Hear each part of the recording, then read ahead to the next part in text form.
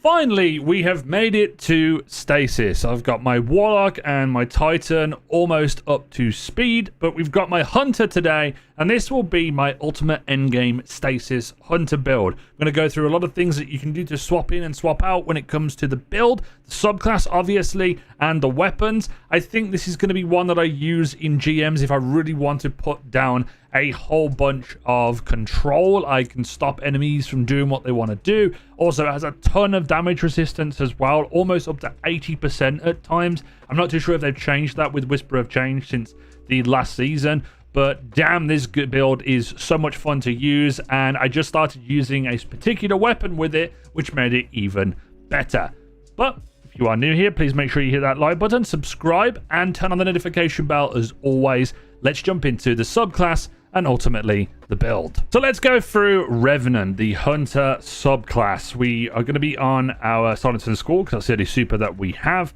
And the two aspects that we're going to be going with here are Touch of Winter, which allows for your Dustfield Grenade, which is what we'll be using to increase the size and create a small stasis crystal on impact. It's also very good if you use it on Cold Snap or Glaciers, but I would definitely recommend just going with this. We're not going for Winter Shroud or Shatter Dive in this specific instance because we're focused around that Dustfield Grenade.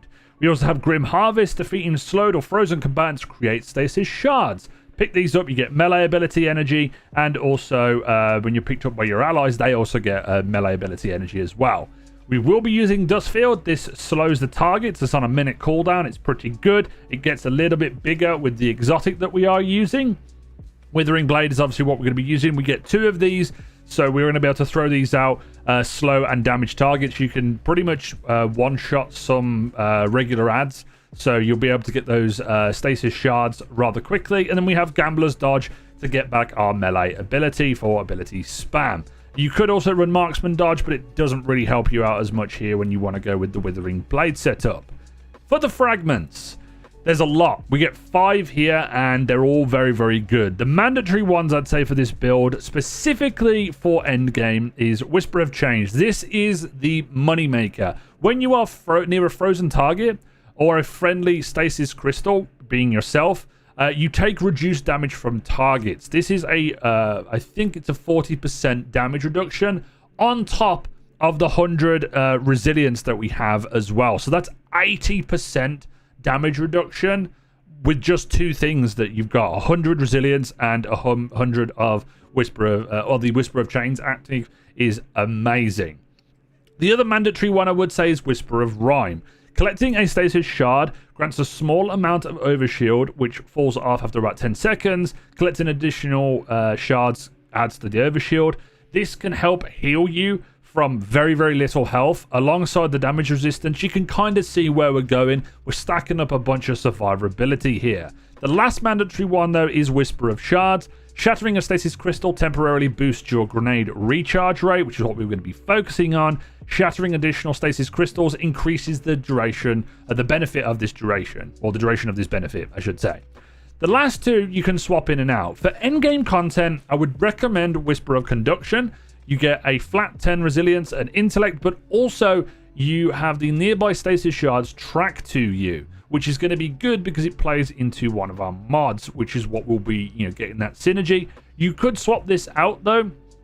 If you want to go for Whisper of Bonds, you do lose out on a bunch of stats, and this would give you defeating frozen targets, gets your super energy back. You could also go with Whisper of Torment. You gain grenade energy when you take damage from targets. And then lastly, you could also go with, there's one that's called Whisper of Fissures, which is increasing the size and the burst of stasis when you destroy a stasis crystal or a frozen target. We have Whisper of Rending on here. Whisper of Rending, Whisper of Rending. The reason being is kinetic weapons do increase damage to stasis crystals and frozen targets. With the weapons that I recommend using here, you are going to take advantage of this a hell of a lot, and I don't really like not running it. There's also one other stasis fragment which you could go with, which is Whisper of Durance. Slow abilities last longer, but I don't really like this compared to Whisper of Rending. Let's jump into the mods and the weapons. Let's first talk about the renewal grasps when it comes to the mods and the armor and all that stuff. Your dust field grenades have a much larger effect radius. Allies inside the dust field take reduced damage, and targets inside that area deal reduced damage as well. Another way to be able to get yourself a whole bunch of damage reduction. This is fantastic, and I love using it. You also get a really big stasis crystal in there. You pop that, you get your grenade recharge rate. You also get your damage reduction, and also you get your grenade ability energy to start kind of like ticking over, which is fantastic. Now for the stat setup, I run 100 resilience here and 100 discipline because I'm focusing around the grenade. Mobility, you can get back fairly quickly. Recovery, you won't really need to worry about because you'll be so good with your damage reduction. Intellect and then strength can be bypassed by dodging, so you won't really need strength there. Before we jump into the mods, I want to make two very important points clear for the weapons. You want to get stuff that synergizes with the class. So kinetic weapons in this case, the Blood Feud is very, very good. I don't have my fully crafted roll. I'm trying to get Ambitious Assassin Headstone, but Wellspring is also good here as well. I've talked about this previously on the channel. But another great weapon is anything with Headstone. Precision final blows spawn a stasis crystal at the victim's location. When you shatter it, you then get the ability to proc the subclass. I love using IS Luna when I used this build quite a while ago, and Outlaw obviously kind of synergizes very well there. There's a ton of weapons with Headstone in the game, so go out and get one that you feel comfortable with. The other key part of this build is Salvage a Salvo. This has Demolitionist. Kills with this weapon generate grenade energy, more ways to create and get our dust field back, and then also chain reaction as well, which is fantastic. Each final blow with this weapon creates an elemental damage explosion. Wonderful. And also spike grenades is great as well. Heavy wise, if you're going to be running, which what I'm going to be running, then you'll want to have a Palmyra B or a Reed's Regret. You can also just use an exotic here, or you can even use the Quillam's Terminus with Headstone for even more synergy. But that's just the weapons. Let's talk about the overall build itself. First of all, we have Font of Might. And Font of Might will be synergizing with Elemental Charge, because Elemental Charge, essentially becoming charged with light or picking up an elemental well. We have Double Bomber on here as well, which reduces our class ability energy. This will play into Font of Might. We have 2 Harmonic Essences, which is when we're using Rapid Final Blows as a damage type matching your team thing. You're going to be using Blood Feud to create orbs. That's wonderful. We move on to the Renewal Grasps. We have Firepower. We have Firepower stacked twice here. I'm not overly stacking this because I want that little bit of extra damage boost for my weapons. So when you use a grenade, you get a portion of your grenade energy back and you consume 1 stack. This is all put together by Elemental Shards. So all of the stuff that we are making in our subclass, the shards, everything plays into this specific mod. Stasis Shards count as Stasis Elemental Well. So you're going to be able to get Font of Might proccing of this. You'll also become charged with light.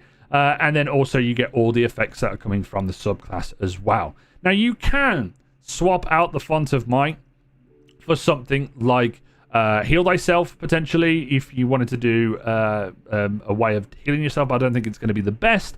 You could also do Charged Up, so you get 3 of the fire powers to proc on here, but they won't get the same effect of stacking. You could also drop the fire powers in general and go for something a little bit different, but I just think this is going to be the best setup. You can even drop the Font of Might and then stack 3 fire powers if you really want to focus into the grenade. I just think it's nice having that Font of Might 25% extra damage with the Palmyra B and the Blood Feud or Ayers Luna. You know how it is. You love to get all of that damage out. And hopefully there'll be some more Stasis heavy exotics in the game which we can use.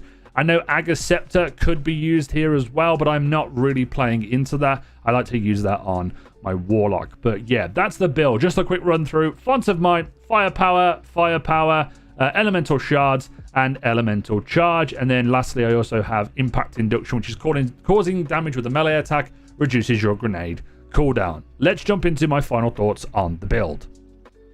This build is just insane. It's a hell of a lot of fun to mess around in regular activities, being able to shatter a bunch of enemies. I did originally have this set up as more of like a Stasis Shatter type build, but I swapped a couple of things around because it didn't feel as consistent, and then I was able to get my grenade back a lot quicker, take advantage of the new renewal grasps, and also just spam out a bunch of things as well, and also be able to constantly be freezing things and have a lot more ability uptime, and also that stasis overshield as well, which is very, very good. I think this is going to be very good in endgame content. Hopefully we were able to, you know, swap out a couple of the mods to give you, i.e. your barrier or your unstoppables and such. I'm not too sure how this will go in some of the harder GMs, but I do think that it will have a lot of abilities have the ability, I should say, to stop a bunch of champions in their tracks and problem enemies, if that makes sense. Especially with the super and the synergy that you can go with